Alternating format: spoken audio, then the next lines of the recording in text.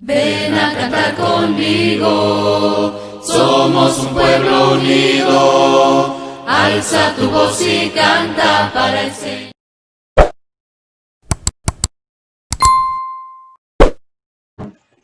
La historia sobre la huida de David, escapando de Saúl o tratando de escapar, ¿verdad? Tratando de ponerse a salvo de Saúl.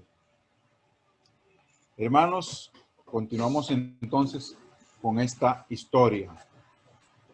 En el capítulo 21 del primer libro de Samuel. Quiero que sepan que este libro de Samuel, hay quienes piensan que es parte de un solo documento. Primeramente, los 4 libros correspondientes a Samuel y Reyes, ¿verdad? Se piensa que es un solo libro. Y otros piensan que a partir del libro de Deuteronomio hasta el segundo libro de Reyes es un solo libro o un solo documento. Eso piensan algunos estudiosos, ¿verdad? Pero nosotros vamos a tenerlo y a mantenerlo como está en nuestra Biblia. Vamos entonces al versículo 1 del primer libro de Samuel, capítulo 21. Vamos a ver de qué vamos a hablar en esta noche en cuanto a la huida de David y los temas involucrados o implicados en él. Primera Samuel 21:1 nos dice que David vino a Nob. Nob era un lugar, al sacerdote Ahimelech, ¿verdad? Y se sorprendió Ahimelech de su encuentro y le dijo: ¿cómo vienes tú solo y nadie contigo? Nob era el lugar donde estaba el santuario. Recuerden que el santuario estuvo en un lugar llamado Silo en tiempos del sacerdote Elí, y que a consecuencia de la destrucción provocada por los filisteos, pues el santuario tuvo que ser cambiado de lugar. Es probable, como ya habíamos estudiado antes, recuérdenlo, que este santuario a donde acudió David ya no era el tabernáculo que fue construido en tiempos de Moisés, o por lo menos no estaba igual, ¿verdad? Porque fue destruido por los filisteos allá en Silo. Recuerden cuando el arca fue tomada, recuerden cuando Elí recibió la noticia, ¿verdad? Que cayó hacia atrás de que el arca había sido tomada por los filisteos, cayó Elí hacia atrás y se mató.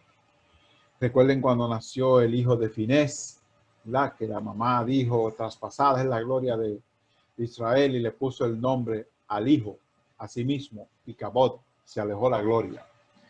Entonces, aquí en Nob había un santuario que, vamos a decir, fue lo que quedó del tabernáculo que fue destruido por los filisteos. Allí fue David al sacerdote Ahimelech. Otra cosa a tomar en cuenta, que en este santuario no estaba el arca, porque el arca se encontraba en otro lugar llamado Kiriat Jearim, algo así, ¿verdad? El arca sería entonces llevada luego al templo en tiempos de Salomón, y David trataría de trasladar el arca a Jerusalén también. Eso es otra historia que veremos más adelante. Vamos entonces a ver qué pasa en esta conversación de David y el sacerdote Ahimelech. La cuestión principal en este capítulo es demostrar cuán peligrosa y desesperada era la situación de David. David se encontraba en una situación bien difícil, bien desesperada, tratando de salvar su vida de la persecución del rey Saúl. Pues David estaba completamente solo y desarmado, y esto en sí constituía una circunstancia sospechosa. Un soldado importante tendría naturalmente una escolta, ¿verdad? Y a David le correspondía como escudero del rey. David, en problemas, halló el tabernáculo de Dios, huyó al tabernáculo de Dios, ¿verdad? Gran consuelo en el día difícil es que tengamos un Dios al cual acudir, al cual podamos presentar nuestro caso y al cual podamos pedir y esperar dirección divina. Eso esperamos todos como hijos de Dios, poder tener a quién acudir o a dónde acudir en el momento de la aflicción. Tener un Dios al cual acudir en el momento difícil de la vida. Eso hizo David, ¿verdad? Fue al tabernáculo, fue al sacerdote. A ese lugar, Nob, habían huido los descendientes de Elí tras la captura del arca y la destrucción del santuario por los filisteos. El santuario de Nob debía de ser rústico en su exterior y sin el arca en el interior, que seguía en Kiriat Jearim. Eso es un lugar, ¿verdad? A falta del arca, los levitas disponían del efod que habían traído consigo de Silo, del que se servían el rey y sus jefes para conocer la voluntad de Dios, de Yahvé. Pero, aunque tosco en la parte material, el santuario de Nob había alcanzado gran fama, ¿verdad? Lo que había quedado del tabernáculo, el santuario de Nob. Dice el versículo 2. Y respondió David al sacerdote Ahimelech: el rey me encomendó un asunto y me dijo: nadie sepa cosa alguna del asunto a que te envío y lo que te he encomendado. Y yo les señalé a los criados un cierto lugar, ¿verdad? Noten esta palabra de David: el rey me encomendó un asunto. ¿Hay algo de cierto en eso? No. Recuerden que David nunca se vio con Saúl, ¿verdad? Al contrario, David salió huyendo cuando Jonatán le dio la señal de que su papá lo quería matar. Recuerden esto en el capítulo anterior. De modo que aquí tenemos una gran mentira de David y un gran error también, porque esa mentira le traería graves consecuencias al sacerdote Ahimelech y a los demás sacerdotes que estaban en ese lugar, pero graves. Morirían todos. De modo que esa mentira de David fue un gran error. Esa mentira llevó a la muerte a 85 sacerdotes. Esa historia la pueden leer en el segundo libro de Samuel, capítulo 22, versículos 9 al 19. La pequeña mentira de David parecía bastante inofensiva, pero desencadenó una gran tragedia. Murieron 85 sacerdotes. Claro que David no sería culpable de esa muerte, porque ¿qué iba a pensar David que Saúl haría semejante masacre por causa de esa mentira? O no tanto de la mentira, sino por causa de que el sacerdote ayudó a David en su escape, ¿verdad? Por esa razón. Este episodio de la vida de David nos deja una gran lección. Una pequeña mentira puede traer grandes y graves consecuencias. Así es. Una pequeña mentira puede traer la vida eterna en el infierno, lamentablemente. Esa es la gran lección que aprendemos de este episodio de la vida de David. Cualquier mentira, por pequeña que sea, trae grandes y graves consecuencias. ¿Qué nos dice esto a nosotros? Que jamás en la vida pensemos en la mentira para salir de una situación. Enfrentemos las situaciones de la vida cualquiera que sean, cualesquiera que sean. Nos cueste lo que nos cueste. Nunca digamos una mentira, por pequeña que parezca, porque nos puede traer grandes y graves consecuencias, hermanos. Léanse este capítulo de 2 de Samuel 22 para que vean lo que pasó. Claro, como dijimos, David no tuvo la culpa, pero él nunca pensó que sencillamente ese episodio traería tan graves consecuencias. ¿Qué diremos entonces a esta acción de David? La Escritura no lo oculta. La Biblia no oculta la mentira de David, ¿verdad? Ni tampoco las consecuencias. y no nos atrevamos nosotros a justificarlo. Estuvo mal hecho por parte de David y tuvo malas consecuencias porque ocasionó la muerte de los sacerdotes del Señor. Claro, David después de esto reflexionó, ¿verdad? David reflexionó sobre esto con arrepentimiento como era natural de él. En su humildad, David reconoció que había pecado, que había cometido un gravísimo error y se arrepintió. La culpa, ¿verdad?, o el pecado de la muerte de esos sacerdotes no cayó sobre David. Cayó la consecuencia de su mentira, pero no el pecado del asesinato que cometió Saúl en su locura y en su paranoia, ¿verdad?, de que David lo estaba persiguiendo a él. David tenía gran fe y valor, pero ambos le fallaron. Cayó torpemente por temor y cobardía y debido a la debilidad de su fe, ¿verdad? Si hubiera confiado correctamente en Dios, no hubiera usado ese cuento triste y pecaminoso, ¿verdad? Pero como todos los hombres de Dios, David llegó a un momento de debilidad y pecó. Y esa debilidad trajo sus consecuencias, ¿verdad? No hubiera usado ese cuento triste y pecaminoso para su supervivencia.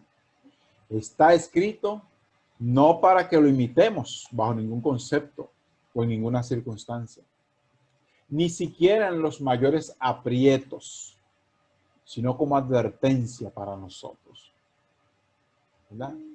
Por eso está escrito, no para que lo imitemos, sino todo lo contrario, para que tengamos el valor, ¿verdad?, de confiar en Dios y esperar en Dios, de que el Señor nos va a librar de cualquiera que sea la situación. Aunque el escritor explica que aunque David sí engañó al sacerdote Ahimelech, David no podía saber lo que luego sucedería, ¿verdad? El problema fue causado por un señor llamado Doeg, que vamos a ver ahora más adelante. Este hombre era uno de los oficiales de Saúl y estaba allí, ¿verdad? Sigue diciendo el capítulo 21, versículo 3. Ahora pues, ¿qué tienes a mano?, le dice David al sacerdote. Dame 5 panes o lo que tengas. David estaba resuelto, dame lo que sea, que tenemos hambre, ¿verdad?, como decimos nosotros en buen dominicano. El sacerdote, dice el versículo 4, respondió a David y dijo, no tengo pan común, ¿verdad?, a la mano. Solamente tengo pan sagrado, pero lo daré si los criados se han guardado a lo menos de mujeres, ¿verdad? El pan sagrado, el pan de la proposición. Recuerden que Cristo se refirió a este episodio en una ocasión. Es decir, si los criados están ceremonialmente puros desde el punto de vista de la santidad de Dios, eso es lo que significa si los criados se han guardado a lo menos de mujeres, si se han guardado ceremonialmente puros desde el punto de vista de la ley de los sacrificios, ¿verdad? Y David respondió al sacerdote y le dijo, en verdad las mujeres han estado lejos de nosotros ayer y anteayer. Cuando yo salí, ya los vasos de los jóvenes eran santos. Observen esta expresión, los vasos. Ya los vasos de los jóvenes eran santos. Aunque el viaje es profano, ¿cuánto más no serán santos hoy sus vasos? ¿Y a qué se refirió David con los vasos? Ya veremos.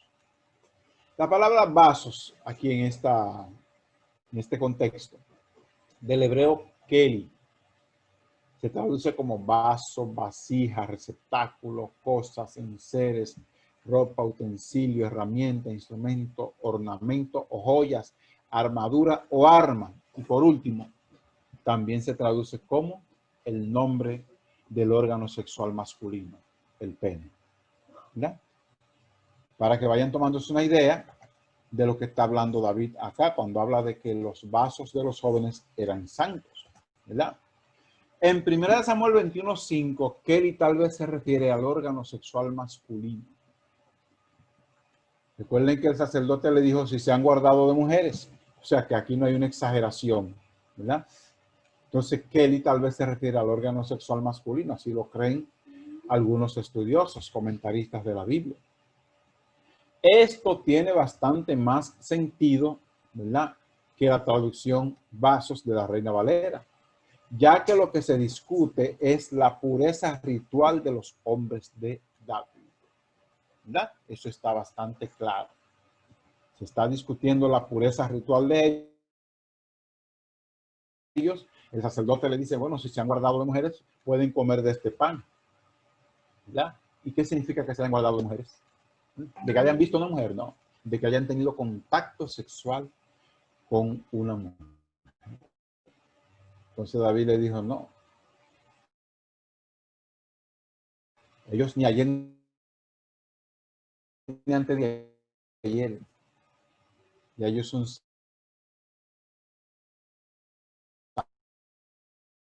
santos.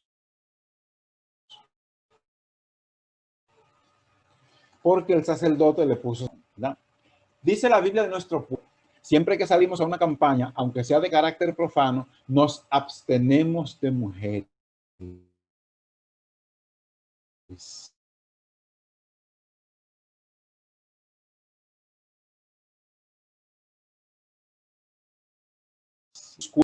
Está a traducir literalmente. Se vislumbra, sin embargo, la idea allí expresada. Claro. Algunos interpretan las palabras de David de la siguiente manera. Aunque se trate de un viaje profano, sin embargo, mis hombres se han comportado como en una expedición militar, en la cual la continencia era obligatoria desde el punto de vista religioso. Eso lo pueden leer, según la ley, en Deuteronomio capítulo 23, versículos 9 al 11, sin tocar mujeres, como si fueran para una guerra. Esa era la ley, ¿verdad? Los hombres, los soldados, cuando iban para una guerra, no podían tocar mujeres, no podían tener relaciones sexuales. Estamos claros, ¿verdad? Versículo 6. Así el sacerdote les dio el pan sagrado, porque allí no había otro pan sino los panes de la proposición, los cuales habían sido quitados de la presencia del Señor para poner panes calientes el día que aquellos fueron quitados, ¿verdad? Quitados o no, eran panes sagrados, ¿verdad? Y Jesucristo hizo referencia a esta tradición al enseñar que Él era el Señor del día de reposo y que las necesidades humanas debían ser consideradas antes que los rituales de la ley. Mateo capítulo 12, versículos 3 y 4. Eso está claro. Incluso en una ocasión Jesucristo le dijo a los fariseos que estaban violando la ley por guardar tradiciones de ellos. Ustedes violan la ley por sus propias tradiciones. Y Jesús le dijo, no, las necesidades del hombre están primero que los rituales de la ley. Increíble, pero cierto, ¿verdad? Versículo 7. Y estaba allí aquel día detenido delante del Señor uno de los siervos de Saúl, cuyo nombre era Doeg. Tomen en cuenta este nombre porque este va a ser un protagonista nefasto, peligroso. Doeg era edomita, descendiente de Esaú. Y este hombre era el principal de los pastores de Saúl. Doeg no era judío. No era judío. Pero lamentablemente Doeg se habría de comportar como lo que nosotros llamamos vulgarmente un calié, un picochato, boca floja. Por culpa de él sería que precisamente Saúl mataría a los sacerdotes del Señor, ¿verdad? Porque Doeg chivateó, delató a los sacerdotes delante de Saúl diciendo, este hombre ayudó a David. Solo pueden leer allá donde yo le dije, 2 de Samuel 9, ¿verdad? Ahí está el primer versículo solamente, donde relata lo que hizo Doeg. 1 de Samuel 22, 9. Entonces Doeg edomita, yo dije al principio 2 de Samuel, no es 1 de Samuel. Entonces Doeg edomita, que era el principal de los siervos de Saúl, respondió y dijo, yo vi al hijo de Isaí que vino a Nob, a Ahimelech, hijo de Ahitob. ¿Verdad? Ahí está Doeg delatando al sacerdote Ahimelech delante de Saúl y sigue diciendo, el cual consultó por él al Señor y le dio provisiones y también le dio la espada de Goliat del filisteo. Le dio todos los detalles Doeg a Saúl. Qué indiscreto. Pero nada, eso es parte de la vida y de la historia de David. Continúa diciendo el versículo 8. Y David dijo a Ahimelech, ¿no tienes aquí a mano lanza o espada? Porque no tomé en mi mano mi espada ni mis armas, por cuanto la orden del rey era apremiante. Fíjense que David realmente engañó a Ahimelech. No sé por qué David no le dijo la verdad a Ahimelech. Estoy huyendo porque el rey me quiere matar. Podía habérselo dicho. Tal vez David no confiaba en que el sacerdote le ayudaría. Si decía la verdad, quién sabe. El caso es que habló una mentira. Y una gran mentira, hermanos. No confió en Dios en este caso. Y el sacerdote respondió, la espada de Goliat del filisteo, al que tú venciste en el valle de Ela, está aquí envuelta en un velo detrás del efod. Si quieres tomarla, tómala, porque aquí no hay otra, sino esa. Y dijo David, ninguna como ella, dámela. ¿Verdad? Tomó David la espada de Goliat. ¿Verdad? Y levantándose David aquel día, huyó de la presencia de Saúl y se fue a Aquis, rey de Gat. Recuerden que la historia de la matanza de los sacerdotes la veremos más adelante. Se fue David a tierra filistea. Miren qué cosa. Se fue a donde sus enemigos, al rey de Gat. Y qué ironía, David fue precisamente a la ciudad donde había nacido Goliat, con la espada de Goliat. Qué cosa. Yo me imagino que habría de envolver la espada o llevarla oculta, porque no iba a entrar con esa espada allí para que sus enemigos reconocieran, aunque a él lo reconocieron. Vamos a ver. David, preocupado porque Saúl todavía lo busca para quitarle la vida, huye a tierra de sus enemigos, los filisteos. ¿Verdad? Se fue a tierra de sus enemigos. Gat era la ciudad natal de Goliat, situada en territorio filisteo a 50 kilómetros al suroeste de Jerusalén. No estaba muy lejos, no estaba muy lejos. Y los siervos de Aquis le dijeron, ¿no es este David, el rey de la tierra? Tomen en cuenta esa parte en letras rojas que yo puse ahí, el rey de la tierra. Sigue diciendo, ¿no es este de quien cantaban en las danzas diciendo, hirió Saúl a sus miles y David a sus 10,000? O sea, que la gente de Aquis había reconocido en David al vencedor de su paladín, Goliat. ¿Lo reconocieron? Y ahora resulta que David está asustado. Mira. Diríamos también nosotros que este fue otro error de David, de ir a tierra filistea para protegerse. ¿Verdad? Diríamos que este fue otro error. La gente de Gat, que conocían la escena de David y Goliat, le llamaron al verle rey de la tierra. Al darse cuenta de que todos le conocían y temiendo por su vida, David se hizo el loco. Fingió estar loco. Así mismo, hermano, como decimos nosotros, se hizo el loco. Se fingió estar loco. ¿Ya? Hizo creer que se había vuelto loco. Pero ¿por qué los filisteos llamaron a David rey de la tierra? ¿Qué sabían ellos del ungimiento de David? ¿Sabían o no sabían? Eso nadie lo sabe, hermanos. Para mí no lo sabían. ¿Por qué le llamaron rey de la tierra? ¿Quién sabe? ¿Quién sabe? No sería solamente por el hecho de haber vencido a Goliat. ¿Por qué le llamaron rey de la tierra? Es algo extraño y la Biblia no aclara ese asunto. Lo dejamos ahí. Y David puso en su corazón estas palabras y tuvo gran temor de Aquis, rey de Gad. David escuchó todo eso, tuvo miedo.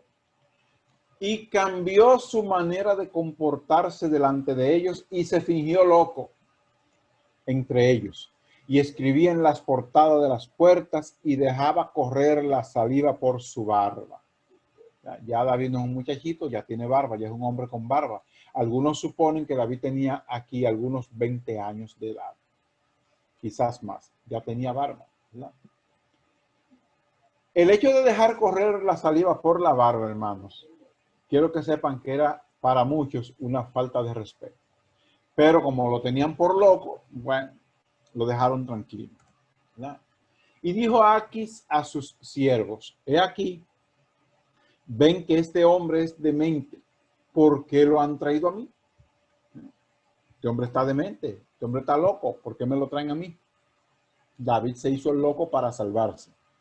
¿Por qué? Porque se vio en peligro también en Aquis, porque los filisteos le reconocieron como el vencedor de Goliat. Me imagino que David, como dijimos anteriormente, habría ocultado la espada de Goliat porque un loco no iba a andar con una espada colgando, ¿verdad que no? Entonces David, bueno, guardó la espada por en algún lugar y en la calle, ¿verdad? Se hacía el loco. Por cierto, ¿dónde estaban los siervos de David? Tampoco lo dice la Biblia. Estarían ocultos en algún monte también, ¿verdad? Bueno.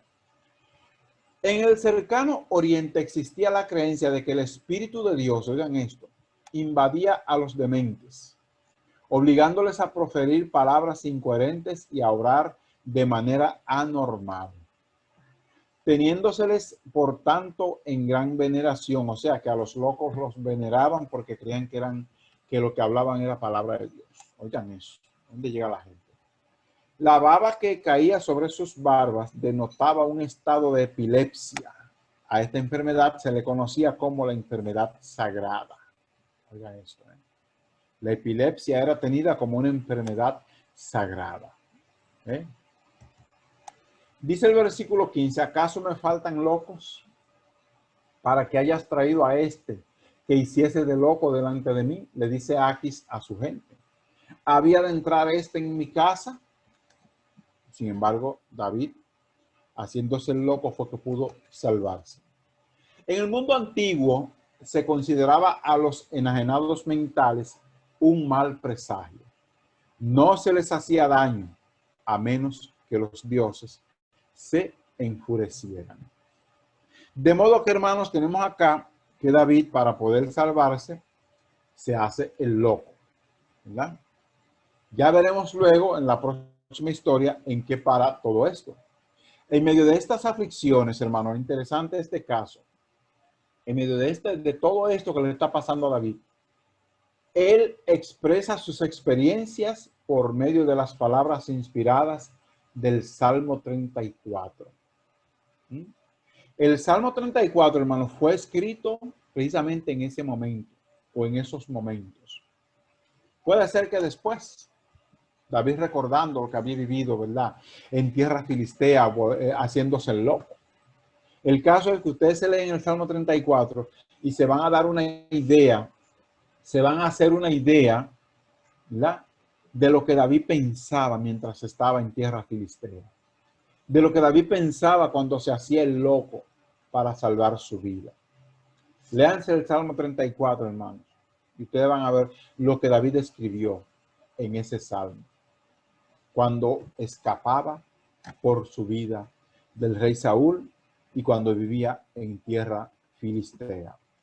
Sin esas aflicciones, este salmo nunca se hubiera escrito. Así que, hermanos, hasta aquí hoy esta clase bíblica. Si hay alguna pregunta, algún comentario, pues pueden hacerlas ahora.